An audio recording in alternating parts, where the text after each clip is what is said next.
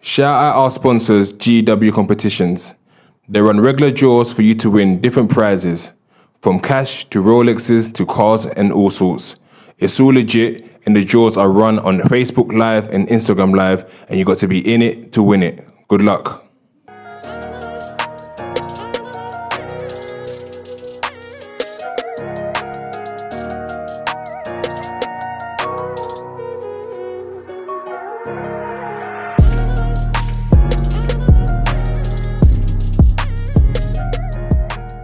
Welcome back, everyone. It's another Big Ego Media podcast. We've got another special guest today, none other than Stinks.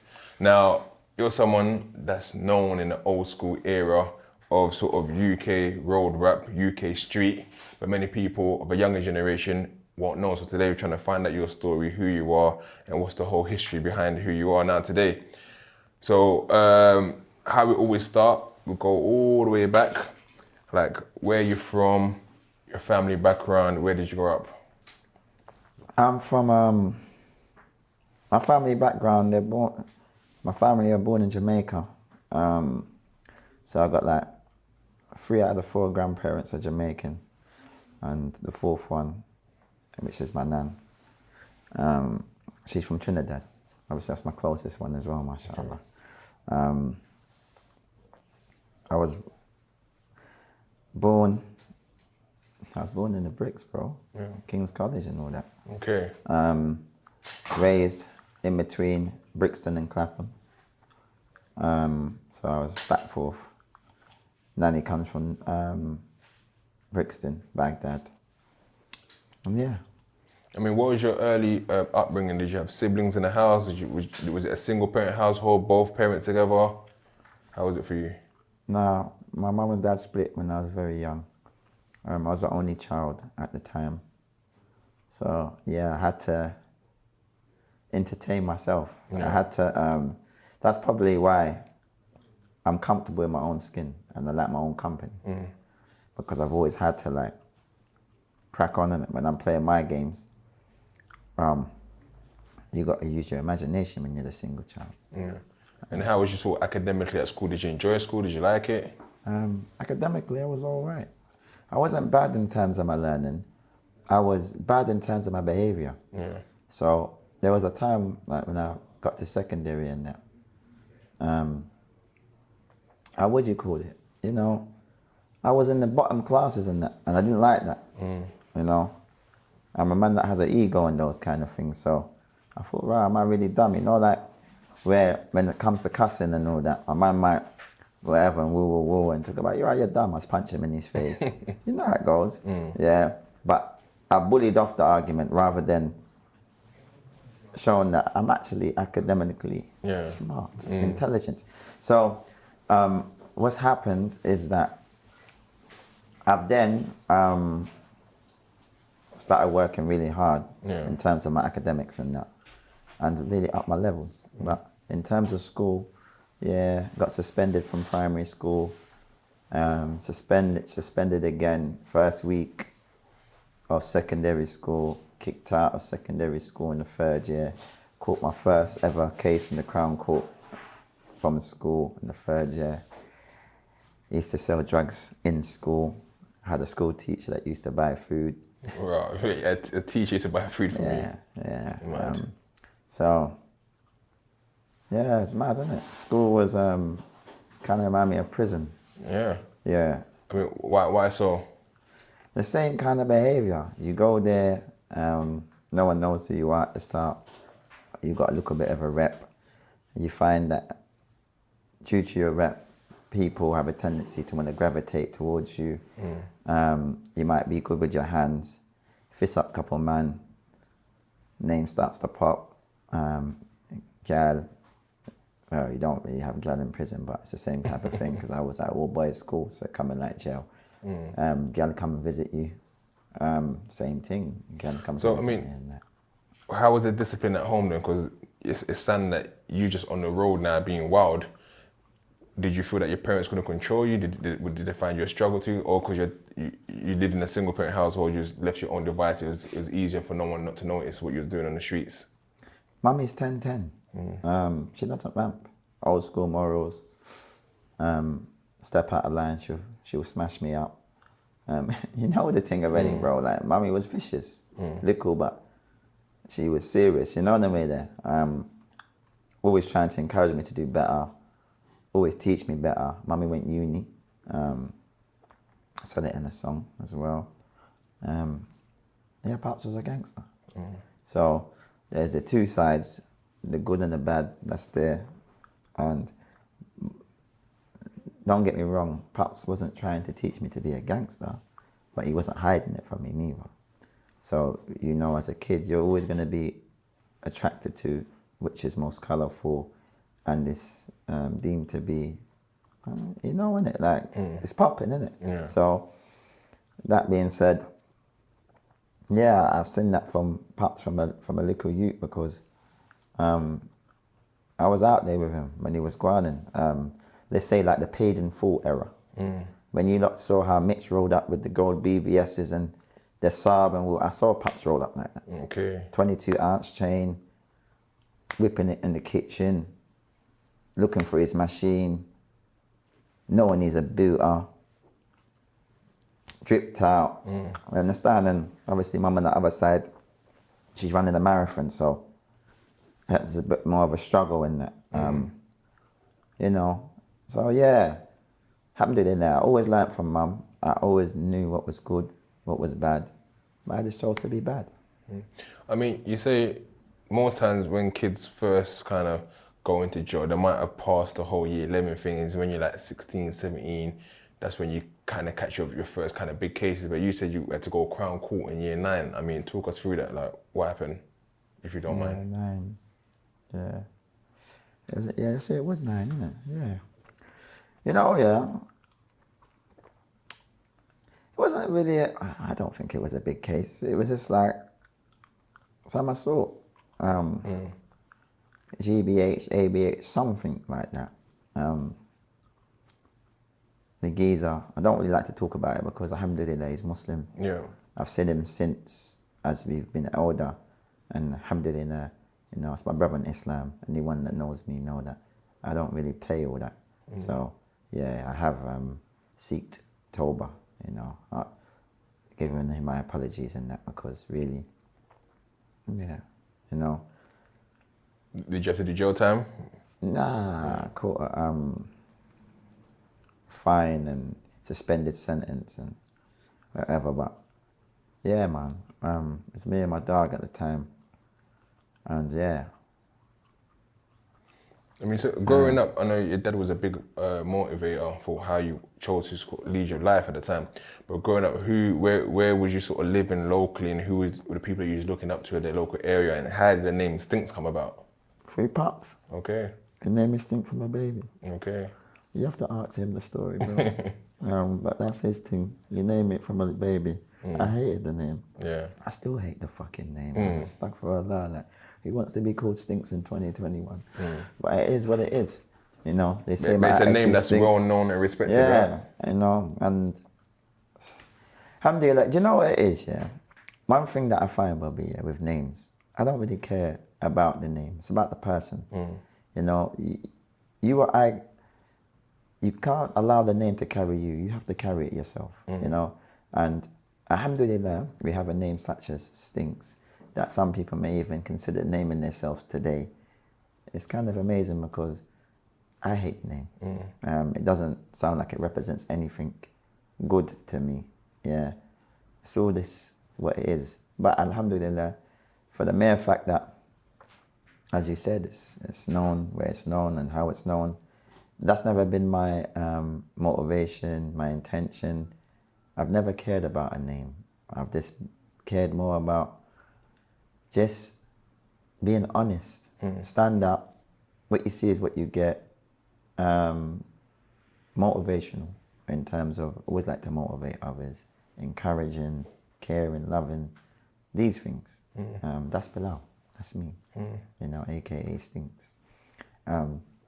So I think that's probably why you lot get it back like that. Obviously, I do what I do on the road in terms of you with me and whatever else. But that doesn't make a man. It's what you go through. You know, as I heard the boy Sue Surf say, don't judge a man by when he's comfortable. It's about what he adapts to. So you get it? And those what I believe that I feel that through things like my Islam, for example, alhamdulillah, that is where maybe the status has come from in terms of me being stand up and not being your average day-to-day rude boy when they say, go and do fuckery or this, that. I may have my whap on me. You know, it's like my, one of my bros, yeah, when he grew up, my manager. So I have two managers, shout out to both of them, Mac and Mike's. So Mike's grew up on my estate, and he said to me, big bro, I remember that something happened and we went to go and step, and you come to you and said, well, man needs the rare tear, and you've come in like, well, man, give it to us or whatever, but you never just gave it to us. You came with us to make sure that everything was clean. Yeah. He said, that's what they don't do. That's the big bros of today. They have a tendency just to give you and just want you to just write yourself off. I don't really want to give you this whack, but I know you got to protect yourself and everything has to be. So I'm going to show you, but let you know what comes with this, which is, for one, you've got to know how to break down and clean and woo. If it jams, boom, make sure it jumps back out and all the rest of it. But for two, you've got to know that you're stepping with this, you're potentially stepping with the intention of grabbing a 30, and that comes with a body, and that comes with anything else that it comes with.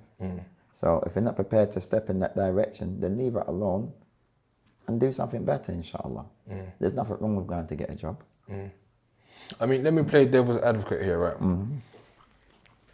Now, had they come to you and taken that, and you went with them and say they caught something and they got a 30, Yeah. would that be on your conscience? Bobby, many men's caught something. Does it look like it's on my conscience? I hear you. Okay, so alhamdulillah. It is what it is. It's part and parcel of the thing. We signed up for the lifestyle. This is what comes with it. You know, alhamdulillah, you might think because I went to say sorry to the brother, he's my brother in Islam. This is between me and my Lord. Some might say, yes, but you don't care. No, it's not that I don't care, but I'm a man of faith first. Do you get where I'm coming from? The life is the lifestyle that we've chosen. We've signed up for it. So although I didn't want to sit down and do a plate, that's what comes with it. I say I'd rather get caught with it than caught without it. Do you understand? Same way I'd rather be broke together than rich alone. I'm a patriot, Bobby. Yeah. You know, like Achilles and Bravehearts, and I'm with the squad, front line, I'm in the middle, I'm getting busy. Do you understand? If we're all going to get birded, we get birded together. Yeah? If we're all going to get paper, we get the bag together. Do you understand where I'm coming from? I've got a lot of things to answer to, as you have, and everybody else, and the viewers that are watching this. Yeah? I'm never going to tell no little you or nobody in this world lay down anything. Well, I will tell you what comes with rising it up, though. So if you're prepared to hug this bird and everything else that you've got to hug, and maybe not even have a conscience, because having a conscience and regrets and these things, this is all part and parcel of the makeup of a human being, isn't it? So when you have to remove these things from yourself, it somewhat kind of makes you messed up. It can have a major effect on a person's character. We know that we're living in a time that's already no one knows who they are because of the whole world suffering from an identity crisis. But alhamdulillah, for you to know that this is who I'm prepared to be and this is who I'm going to be for the rest of my life, and this is how I'm looking to die, and then you've got to know this is what you signed up for. Do you understand where I'm coming from? And hence the fact that when we see people coming at the other end of this, they're not the same. Do you understand where I'm coming from? Alhamdulillah. I mean, going back, looking through the old school rap era DVDs and YouTube stuff, you were someone that's very prominent and the whole OC thing started with kind of your movement. I mean, how did that even come about in terms of the name OC and then also that movement? Because I remember a few years back, I'm looking at on Instagram and you got like an old school clip of you with a gun sort of thing. And at that point in your life, was it a thing that where there was no care? It's like there was, you know what, this is who I am. This is how it's supposed to be for me. You know, them days, it's mad. Forgive me for smiling. I kind of miss those days. Okay. I'm not gonna lie to you. Okay. And you No, know, I'm not gonna cut you. I'm not gonna cut you. I have but to touch on I understand it. what you mean. Now, why do you understand what I mean? Why do you think I miss those days? Because it's kind of that, as a young person, the excitement that it comes with it is something that you make you feel. For me, at the time, you feel like you're part of something. You feel like you feel like you're loved, because you got this whole kind of circle and you guys. But looking on later on, you realize, were these really my friends, or were these really people that was a bond? I don't know. I find it exciting when we used to go around and go and do things. Later on, you have your regrets and think, what the hell was I doing? I don't know. That's my part in it. But you tell me why. Me? Well, me, yeah, different still. You see me? I miss those days because everybody knew where they stood. Okay. That's it. So you see all of this shit that we're seeing today, and everybody acting how they acted today. Everybody knew where they stood. The boot was open like a 7-Eleven. Anyone can get in. You know, like the game of lottery, it could be you. 1, 2, 3. That's what I miss about that. Yeah? I don't have any regrets for nothing. And that's the truth, bro. That's just me. No one look at me how you want to look at me. Like I said, I want to do better. Yeah? That's what I want to do. Any regret that I hold is a regret that is displeasing to my Lord. That's it. In terms of me and my day-to-day and the road, I don't give a fuck, bro. And I don't. Where's the camera? I don't care. So this is what it is. Now, moving forward, I feel like back then, the OC and everything, it all came from encouraging and striving to do better. So this is now you see why I don't regret. Because I wasn't trying to do worse. I was trying to do better. I'm coming from a mashed down estate. Nothing's going on. Pissy staircases. People are breeding before they should be even having sex. The place is just in turmoil. Do you understand where I'm coming from? Yeah? We know how to trap before we know how to actually do our maths. Yeah, these things, like this is what we're doing out here. Yeah? OC. What's OC? Organized crime. We're criminals. Let's get organized. There's still growth as well, because we could be messy criminals. What kind of criminals would you prefer to be around? Messy or organized? Because at least with the organized, in terms of the messy has no structure. Yeah. So anything goes. Organized is an organization, there's structure, which brings rules, regulations, these things. Do you get it now? Now, we've had this. It never just meant organized crime. Another abbreviation for the word was one chance. You've only got one. One life, one chance. Make it happen. That was the whole music movement. Not gang, music. Because we are who we are and we do things the way we do things, we have a tendency that whatever we have as a collective, we're going to bring our way to it, put our spin on it, innovate it, take it wherever it needs to go. Yeah? But with that type of a step, then becomes the whole gang notion without even realizing it. Do you understand where I'm coming from? Because we're a movement, yeah, that was trying to do better. But when you're a movement that's trying to do better, especially when you're in the public eye, people want to test you. So if we're going to test the movement to see how organized we are as criminals, then alhamdulillah, at your own risk, go for it.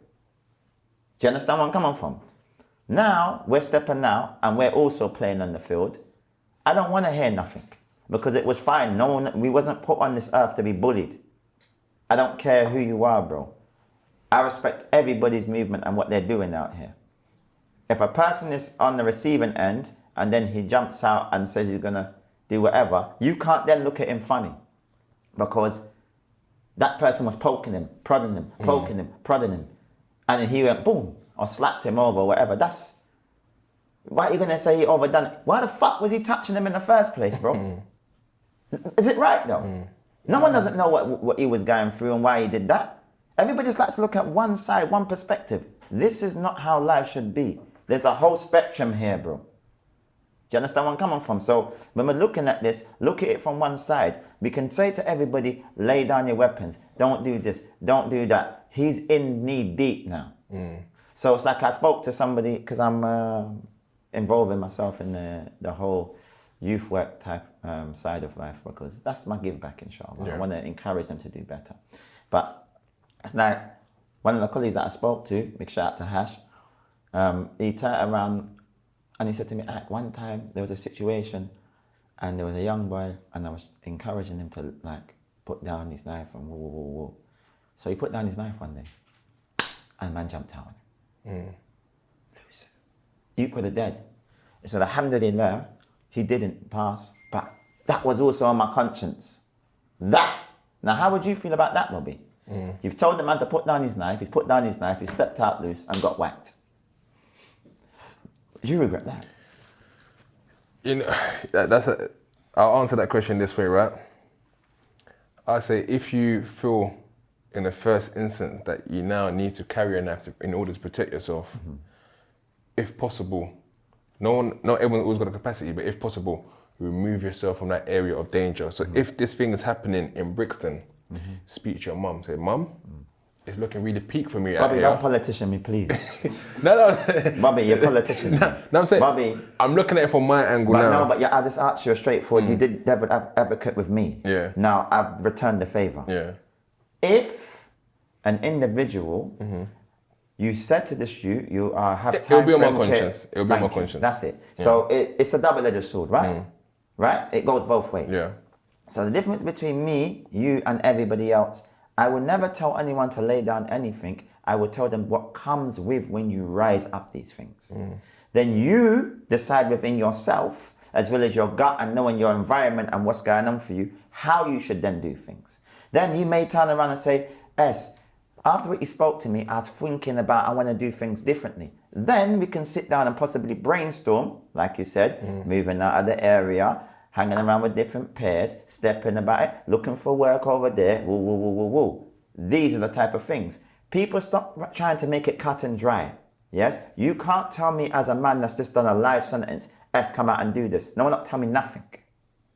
Did you do a life sentence? This is the question I'm asking. But you done a big bird, Bob. Hence the fact why you got me here. Relatable. You know what it's like to do over a certain number. Yeah? And you know once you hit over that 5 mark, you know how that feels. Everything's different. Now imagine when you hit over the 10 mark. You was nearly there. Yeah. Horrible. That's the time you say, fuck it, I'm here, innit? You've done over 10 years, you're just in jail, innit? How long did you do altogether in your sentence? On that one time I done 11 years. Yeah. But I didn't have 11 years. I had 4 years. Yeah. So that 11 felt like I'd done 22. Okay. Because I didn't know when I was ever going home. They And didn't it's say an to me. IPP sentence? Yeah. And what was that for? Albano. And what, I mean, for them to give you an IPP sentence in those areas, as I say, that wanting to see that you're a danger to the public, would you say at the time you felt as a danger to the public? I mean, you wouldn't, but do you understand why they maybe thought of giving you IPP compared to, because other people may be caught with a gun and get 5 years at the time There due you to. go. They gave me it based upon intel. Intel is based upon reputation. So that means my reputation, the same name that you spoke on earlier, now do you get why I can't stand the name? Yeah. Because that was the hindrance of my growth. That was the stagnator right there. Because of your intel, reputation, and these things, I wasn't able to elevate in my life.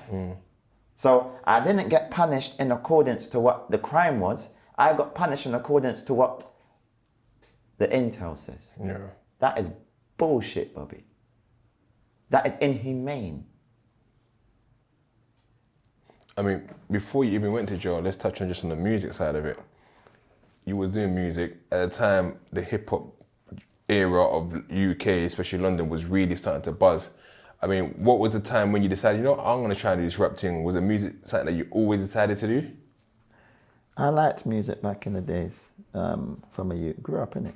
Mummy, nanny, you know, you get up in the kitchen in the morning, you just put it on naturally, bam, radio, you know how it goes. So yeah, I've always been into it. Pops was cold as well. And his right hand, when I was growing up, was Smiley Culture. So that was like an unks to me. Well, that's unks, isn't it? It's one of our unks, is them. Big shout out to his son, Young Don. And it's like, yeah, we always had that influence. And it was me, Young Don, Asher Senator's son, Chris, big shout out to Pops. We were supposed to perform in Brockwell Park when I was a little juvenile. Yeah. I can't remember what the song was, you know, but we had a little thing go on, and I ended up going to hospital for my appendix. I nearly died. I had like 7 minutes to live or something, but be mad still. So I had a lot, mash up. They all gave me the metal stitching. Never seen those before. Like, it's mad. Couldn't walk and that. I remember I come out and I really wanted to do this thing. And then I went to see it, like them do it. I was supposed to be on stage with them. I remember I wanted to be on stage. I'll never forget that. Like, I wanted to do it. You understand where I'm coming from? Obviously, leave it for a bit in school. Jungle came out. I was cold, Bobby. Cold. Yeah? Yeah, I was cold. I was cold. Remember, I'm getting bread, you know, right then. So remember, I've got things to talk about. I've got food. I've got school teachers buying din-dins off of me. So you know what time it is. Yeah? My thing's cold. Then I've got, flipped it on the head, left it for a bit. What have I did from there? I've then,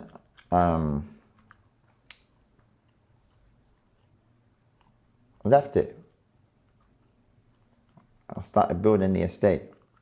OC Moments. We had the estate running crazy. It's the first block you'd ever know of that was run by walkie-talkies. You ever seen someone trapped with walkie-talkies? Yeah, Ask about me. walkie-talkies. Walkie-talkies. Ask about me. Did the damn thing just like them. Yeah, trapped the place down with walkie-talkies. Locked it down, secured. So I had too much to talk about.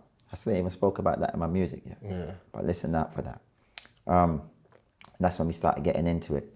Logic, he had something running. I don't know if you know who Logic is. Yes, bro, big shout out to Lodge. And he was doing the studio. And then that's the first, like when he first started recording PDC. And obviously SMS was, they had their own thing, Kazi them up there. So we got PD down here, SMS up there. And then I got my thing, innit? Like, I'm coming through with OC, I've got my lot. So coming through with OC, rapping, that was all right. DV was the coldest. And Grizz. DV Grizz were the coldest. My favorite was Tokes. Yeah, I thought he was the most lyrical. But yeah, DV and Grizz, they really stood out amongst us. But we're making 1 or 2 tunes and people was feeling my part as well. And then I just said, well, I'm gonna take this a bit more serious. I got locked up for 3 WAPs and attempted murder. Obviously, it was nothing to do with me. Case dismissed. Alhamdulillah. Then I come home, but I come home on faults. So now, this is when Sticky Business was there. And I did my first like freestyle on Sticky Business. Fucked it up. It was a mazzolene. Feedback was mad. Looking like a real big belly rude boy. My white vest and that. Got the beater on, you know what I mean? Yeah, so from that, things changing, and I was, you know what's going on out there. We was leaving out there smoky. So when you're leaving the place so smoky, and you're just doing the most, you've got so much to talk about, but people in the hair, you're in your bag as well. My whole estate was in its bag, you know what I mean? And like, we're bringing through, the man them's coming through crazy. Tiny Abdullah, Mohammed Dow, Sabes, everyone, man. Everyone, DD. Yeah, man, the whole squad, we was firing, bro. We was firing, and it was vibes. But I was still caught, like, kind of trapped between a rock and a hard place. Is that the right saying? Yeah. In terms of when you look at the music industry now, is that something you'd hope that you guys might have stayed consistent at the time to see where it's evolved to now? Because we see many people were brilliant at the beginning, all started raw and didn't really push it on, because at that time people are not seeing the money that's involved compared to what it is now. Is that something, I know you said you don't have no regrets, but is that something you feel like, raw, maybe we should have kept the man them on this music thing, you know? I was always trying to encourage them, even when I was over the phone. You know, free Buzzy and Mad Ants and the other brother, Kes and Cruz.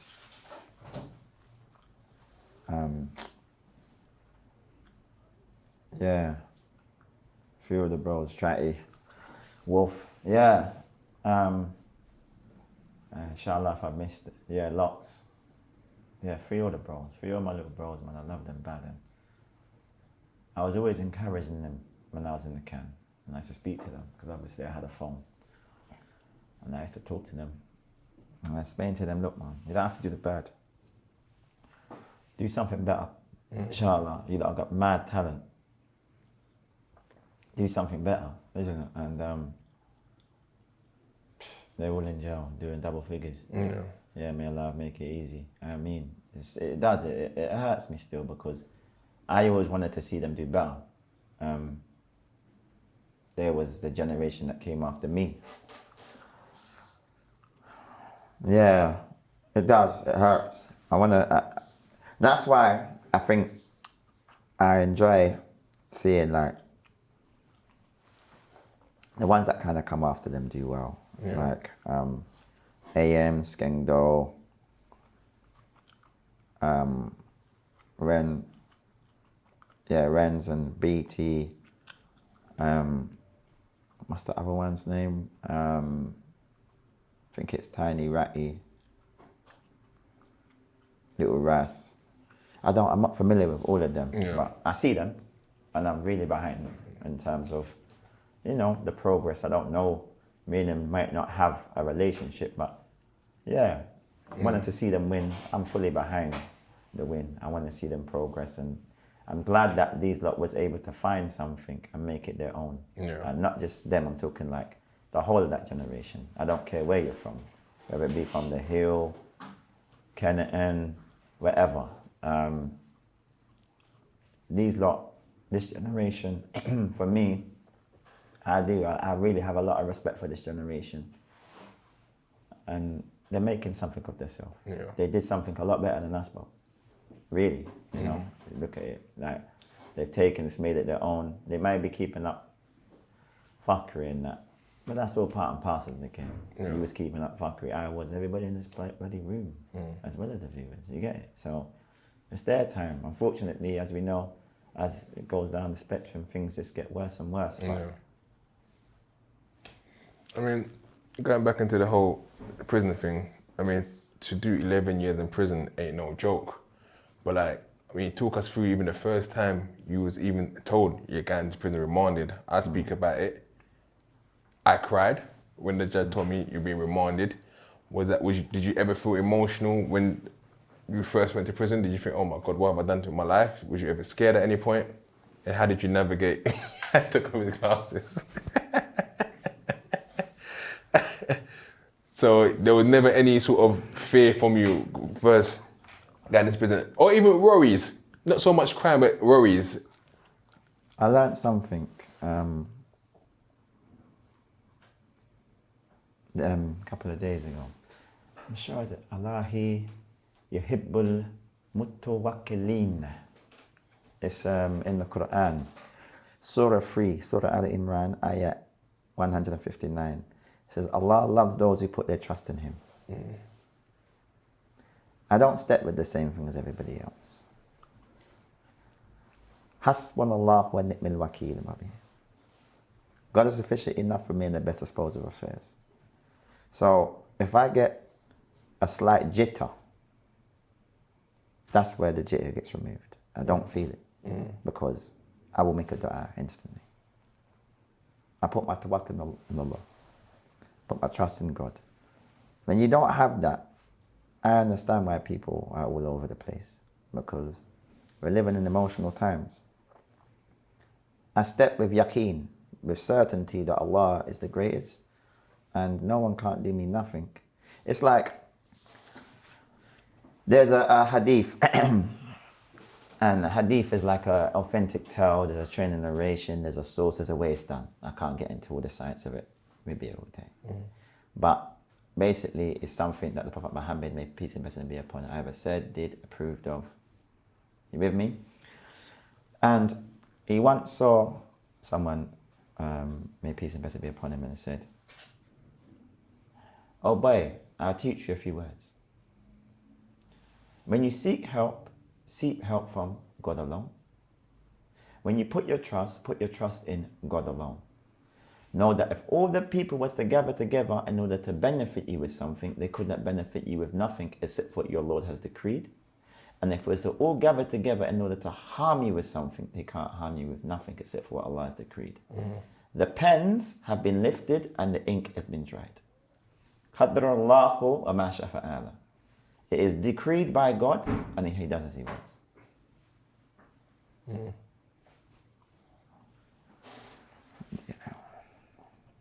I hear that.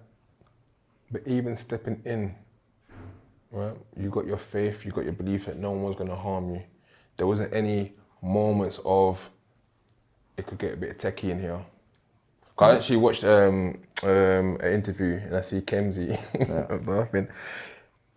And he said that you were slapping people with 2 fingers.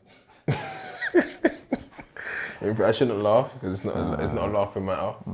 But shout out to Kema, it's my bro. Salams. Is it? Why? Because I'll say it this way. Yeah, there's.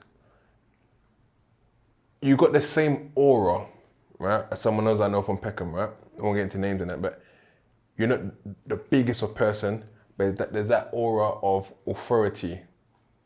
And do you think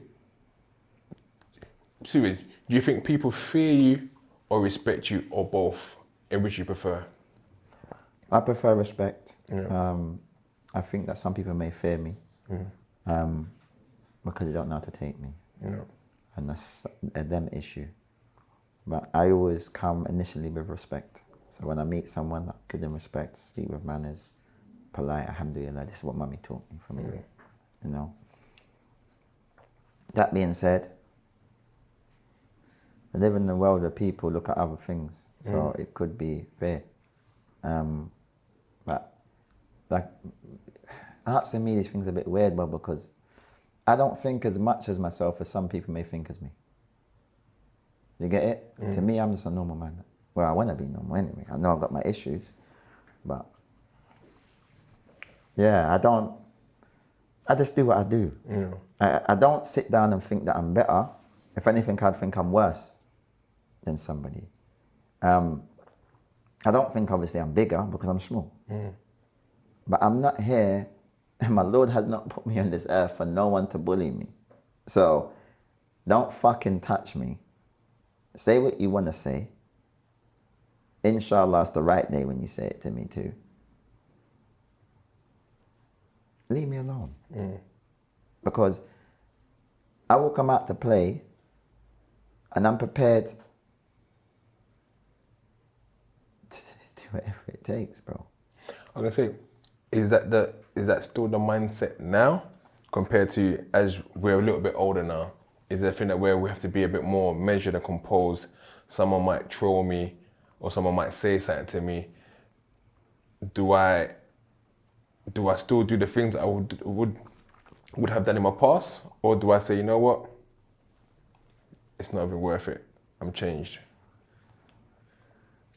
Or is there a fear that people might think, actually, because he's changed, I'm gonna have to, I can challenge that, and that you want to put a stop to that straight away? It's like this, probably, yeah. You're never gonna, you are who you are. And I believe everyone should be who they want to be. I'm different in a sense of I'm more composed, but I believe I'm more dangerous because I'm more composed. I was forced to go against the grain of my character. I'm very outspoken, upfront. What you see is what you get. But due to the times and how everything is, and the people didn't want to let me out, I had to kind of go against the grain of my character. So I've learned to be more reserved. But I wasn't like that initially. That being said, it's like, man, diss me.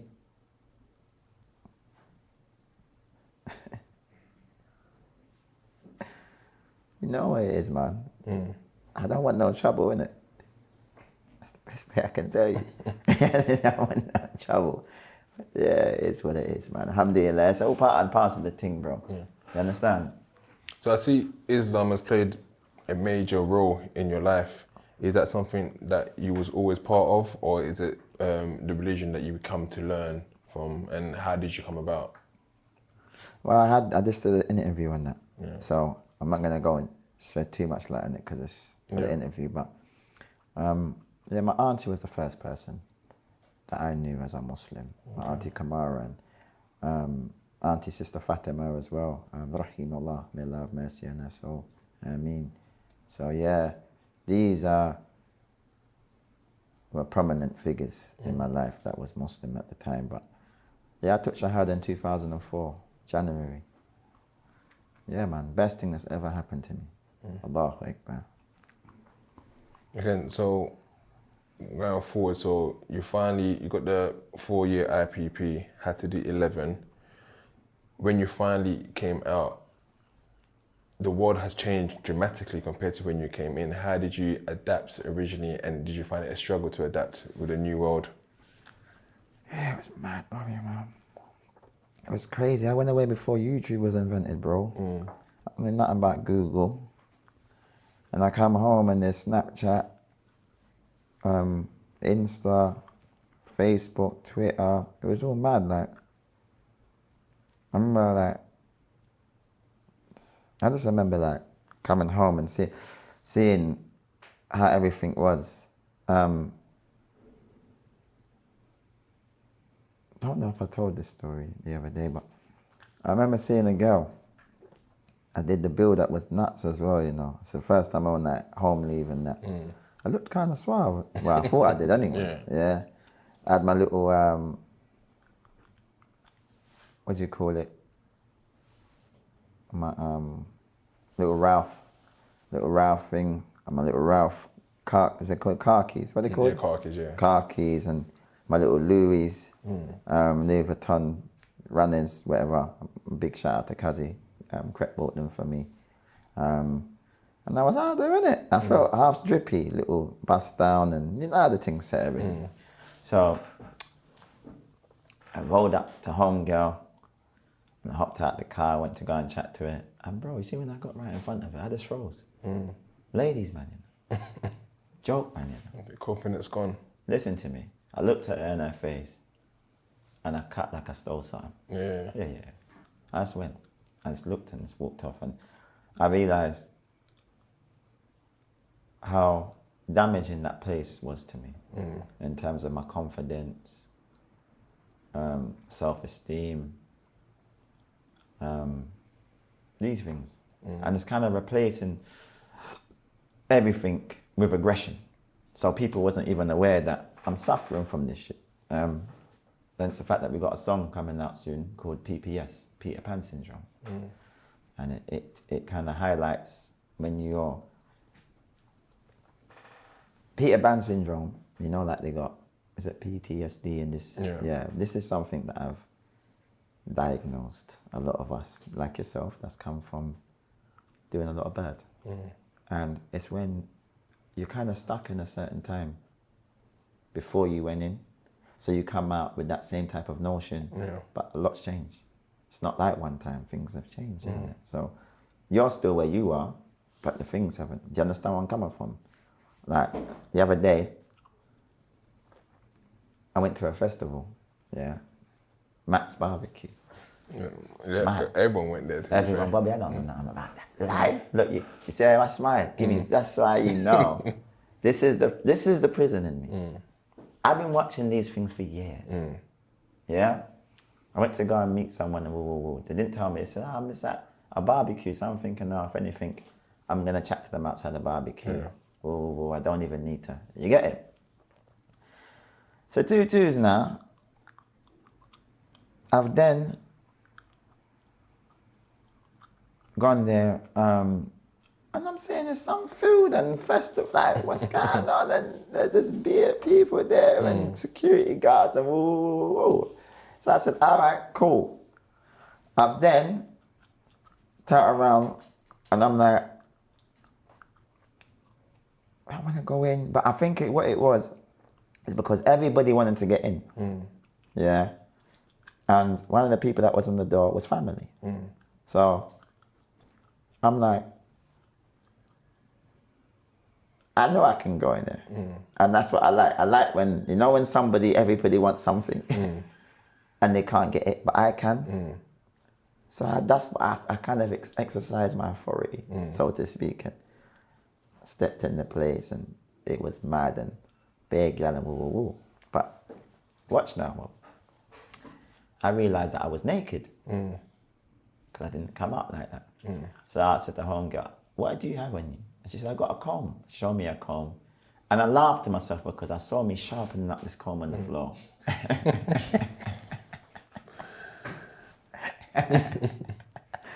Yeah, and that's it. Just doesn't leave you like that, and that's how our minds work. Is it because obviously I don't know the history of who you may have issues with, right? But does it get to a point that where, like for me, for example, I can go to those places and I feel personally I could be naked because I don't feel like, my missus is always kind of paranoid. She's like, oh, be careful when you go there. And I would tell her, you know what? Be honest, if anyone wants to harm me, it's a their issue because I have love for everyone. I don't think there's anyone. Whenever anyone sees me, yo, Bobby, big ego, so on. So, do you feel that it's still, is it paranoia of prison, or is it that you feel there's still issues that needs to be watched out for? There's everything, Bob. We're in 2021. Someone's looking the stripe. They want clout, you know. They will get clout off of you and your big ego. That's the reality of the situation. That's it. I'm not here for no one to get clout off of me. I'm not. But I mean, going forward then, music. What is it that you're looking to achieve with your music now? What story do you want to tell? What is it that people need to hear from you now? Oh, now, I think that everybody needs to see that I'm a human being. A man that's coming from a very dark place, but a very shallow place as well, but has a lot of depth to him. I represent a lot of what I believe I represent. Positivity in terms of elevation, growth, doing better. These things mean a lot to me. Simple man as well. I like simple things. So I want to show who I am rather than what the stories and everybody's been told. Do you understand where I'm coming from? I feel like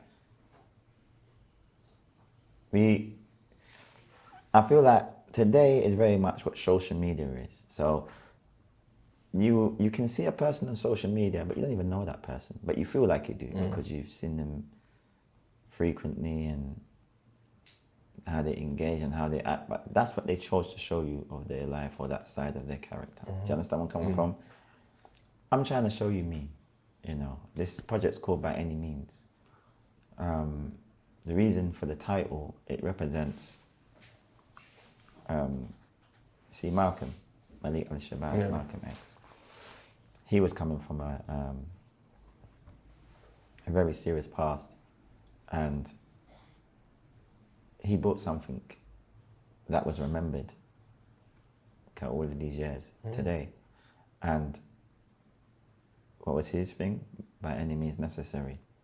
This is by any means. When you're trying to make that transition, you have to be able to step with that by any means. This is why he had the impact on the world like he did. So it's not just, this is a project that has substance and inshallah can even encourage some people to want to do better or feel like they can step out with chest and say, you know what, I need to pattern up and better myself. It don't matter where I'm coming from or how much better I've done or how much people, whatever, yeah, you can still do something better. You can still elevate, inshallah. You know, there's a means to an end, innit? And yeah, this. Any collabs we should look forward to in the album that we can talk about? I've got my brother Oz. You don't know, that's my bona fide. You know, big shout out to Oz. Love you to the bone, Ak. Biz, Boosie. You know me and Tiny Boosie is very close. Biz and yeah, all my ones. Everyone I'm gonna be saying. Meneda, bro, love him to the bone. You get it? Who else is on there? My little brother, Raf GQ. Look out for him. Flesh and blood. So you already know. And is it easy for you to just get these collabs because everyone kind of knows you and respects you? Because you're like, yo, I need a feature. Yeah, come, let's be bro. Let me jump on. Does that make things much easier? Yeah, I think it's just the brotherly love that we've got. Yeah, because look, Click C's on there, Frasser's on there. I think I said everyone. Yeah, it's the love. It's love, you know, like, you met me. You tell me off of your first impression. I'll tell you the truth. When I met you, it was in Rochester 2014. It's very calm, very mild-mannered. It was in the computer room, there's music room there.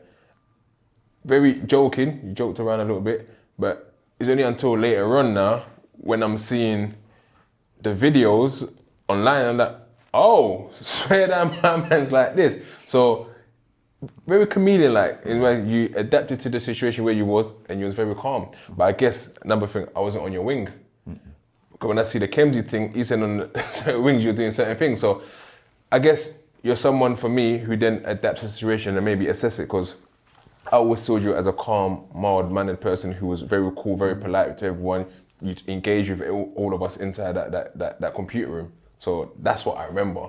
Later on when I'm seeing stuff online, or even when I'm doing, before this interview, I'm looking at things, I'm like, swear down. You know what? I'll tell you one thing, yeah. That's my character. Yeah. I will box a man in his face calm and politely.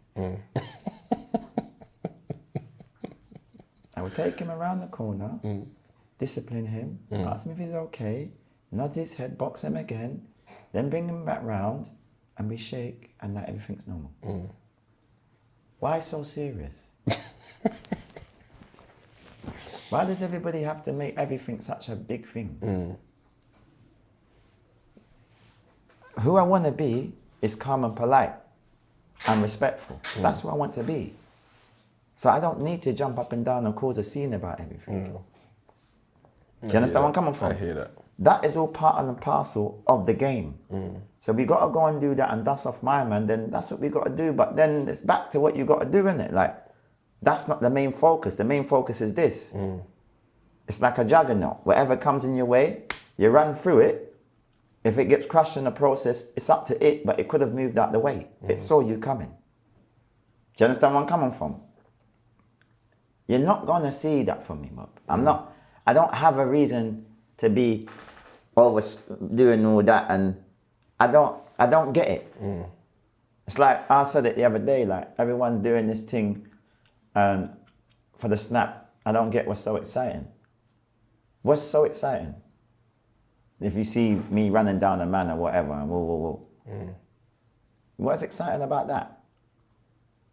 Enough of the people can't even live with half of the things that's going on. Let's be honest. Like, the little youths are doing a lot of things and catching bodies and woo, but you lot are going boom and looking away and doing what you're doing. You're not even looking a man in his face, in his eyes. We grew as men, Bobby. You get it? So this whole thing, when you just want to be normal, you don't have a reason, you have nothing to show in terms of the hand that I want to show you when I meet anybody in life is be polite, because that's what I want back. How you doing, sir? Good afternoon. How's the family? This is me. And it would be genuine, inshallah, because I wouldn't be asking if I didn't care. But Bobby, I did a lot when I was there. when I used to see me coming to that place laughing and joking. Yeah. But you become accustomed to a certain way. It's like when I was in Thameside, I hate that place, you know. Like, that's what made me say I can't do this no more. No more prison. Too much juveniles there. Everybody's a super duper rude boy, but I realized their thing was very loud. Like, it was very, like when their thing was going off, everyone knew that they was having this beef. Yeah. When man's trying to visit you, beat the shit out of you, clean you up. Yeah. You wouldn't act like it never happened. You know it happened. I know it happened. But I still got to get home, you know. I'm a lifer. Like, come on, Bob. One time, when I was in there, some geezer, smoker, whatever, started giving it whatever. My bro was still alive at the time, Billy, from the west side.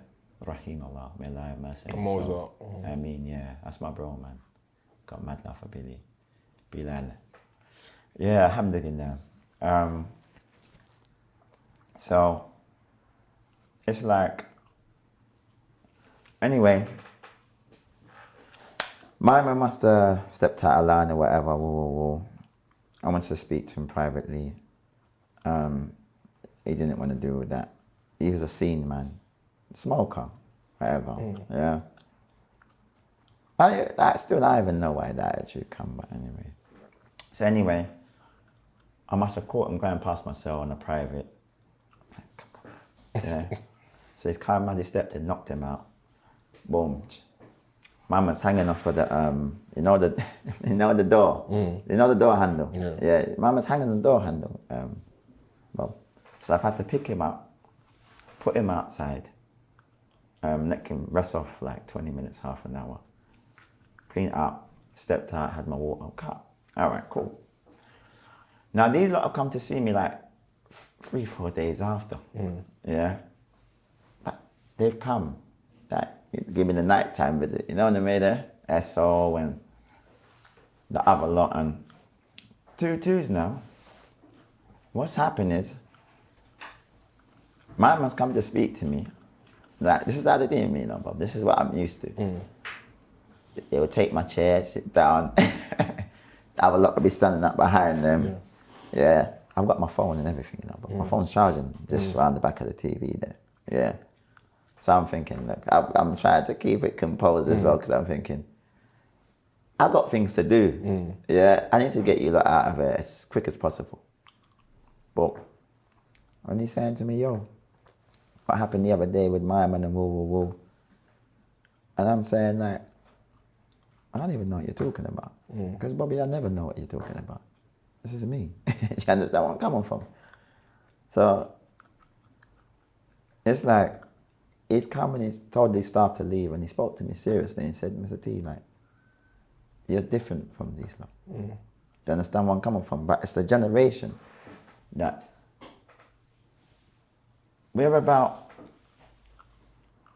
like, my point is that we just want to do, like, if we have to do what we got to do, we just do it and just keep it moving. It's not anything to be... Because in this era, they'll do that, film it and go, yo, look like, what we done. Yeah. It's just 1, 2 trees. Like the boy Gig would say, it's a walk in the park, innit? It's just, it's what it is, isn't it? So, yeah, like, I don't really want to talk about that too much, Bob, because I don't want the little youth them to... No, I hear that. You see I just lastly then, on the whole IPP, so you've been released now. With IPP, it's a 99-year basic sentence. That means they could try to recall you at any moment for anything. How has that restricted your life? If it has at all? Me? I don't live with that, man. You're mad. Even when you're saying it, that's why I'm just thinking, wow, you're saying it to me. Like, I just realized that you're making me feel like I got that. In my head, I know I'm just doing what I'm doing. I'm a lifer, Bobby. That's what my sentence is. when I got my bird, the life liaison officer came to me and she said to me, Mr. T, you're doing life. I said, no, you got the wrong person.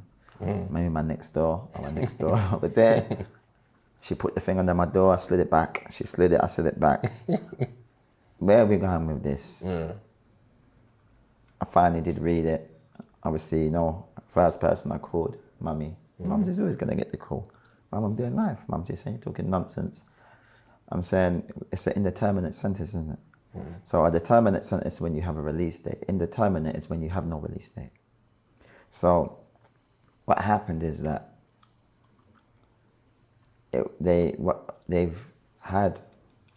initially they had the 2 strike.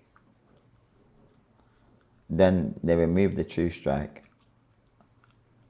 and then brought the IPP. So you had the mandatory. So mandatory is what you find when you're for a body. Yeah. That will possibly be from 10 up. Yeah. Then you got the IPP. No, then you had the 2 strike. Can't remember. I think that's what it is. So all of these carry 99 years, Mum. Alhamdulillah. But it's not a thing that phases you. You're just getting on with life, I guess. Of course it phases me, but I can't let it run my life. That's had a major impact on me, but I can't sit down and have that at the forefront of my mind. Then how would I ever elevate? How would I grow? It weighs too heavy. You get it? So, I'm going to say, I've thoroughly enjoyed this interview. Any last words you got for us that you wanted to let the people know? The project, what date, when the dates come in and so on? By any means, it's going to be coming soon. Everything that you lot see me rolling out so far, from Mirrors for Me and Ours, leading up to this point and even further, it's going to be a part of the project. So I'm doing a rollout. It's an independent label, PMP Records, attached to Mache. And yeah, we're this, I just like you lot, this, as the kids and the youth. For one, I'll tell you what, actually. As elders, we need to lead by example. That's what I will say. A lot of you lot that maybe even still feel like you're young, you lot are old enough now to lead by examples. The ones that have really made a transition publicly, musically, and really attain that musical wealth. You lot lead by example, because you lot are seen as gatekeepers.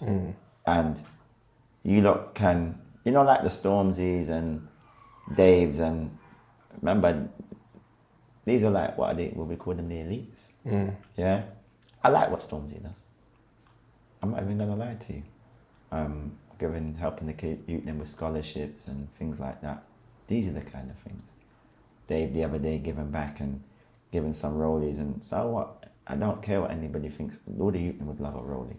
Big shout out to Dave. Big shout out to Stormzy. More of that needs to take place. When you do these things, it makes the youth them realize the value of these things. They're not as valuable as you think, because you've got people like me and you giving them out. Do you understand? So you don't have to kill each other for it, inshallah. Do you understand?